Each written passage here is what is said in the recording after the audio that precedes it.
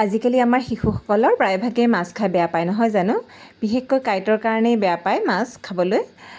আজি আমি আপোনালোকক এনেকুৱা এটা ব্যঞ্জন বনাবলৈ শিকাম যিটো খাই শিশুসকলে অতি ভাল পাব আৰু কাঁইটৰো কোনো সমস্যা নাথাকে। আমি ইয়াৰ বাবে প্ৰথমতে মাছখিনি ভালকৈ ধুই হালধি নিমখ সানি ল'ম। তাৰপিছত আমি মাছখিনি ভাজিব লাগিব। আমি মাছখিনি ইয়াৰ বাবে ব্যৱহাৰ কৰিবলৈ হ'লে আমি কাঢ়াকৈ মাছখিনি অকণমান ভাজি ল'ব লাগিব। মই সেই 2 পিচ মাছ অলপ বেছিকৈ কাঢ়াকৈ ভাজি লৈছোঁ। মই প্ৰথমে এটা পিঁয়াজ মিহিকৈ কুটি লৈছোঁ, জলকীয়া 2টা কুটি লৈছোঁ আৰু আদা অলপ কুটি লৈছোঁ।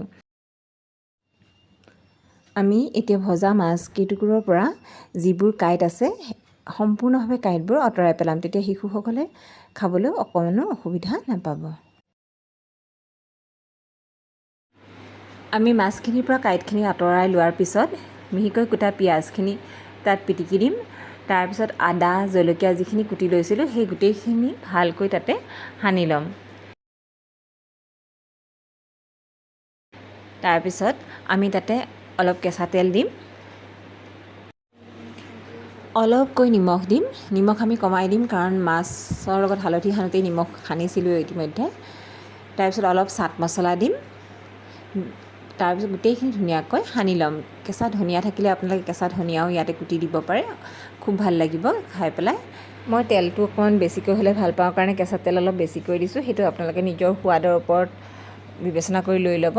তাৰপিছত আপোনালোকে কাটি থোৱা নেমুডোখৰ সুন্দৰকৈ তাতে চেপি দিব। গোটেইখিনি সানিব। আপোনালোকে নিজে সানি থাকোঁতেই গোন্ধটো পাই ভাবিব যে ইমান ধুনীয়া গোন্ধ এটা ওলাইছে নহয়। আপোনালোকেতো ভাল পাবই খাই, শিশুসকলেও খুব ভাল পাব খাই। আমাৰ মাছ খাই বেয়া পোৱা 2জনী ছোৱালীয়ে আজিকালি মাছৰ এইবিধ ব্যঞ্জন খাই অতি ভাল পায় আৰু সিহঁতে মাছ নোখোৱা বুলি যিটো আমাৰ চিন্তা আছিল সেইটোও আমাৰ আঁতৰ হ'ল। আশা কৰোঁ আপোনালোকো উপকৃত হ'ব।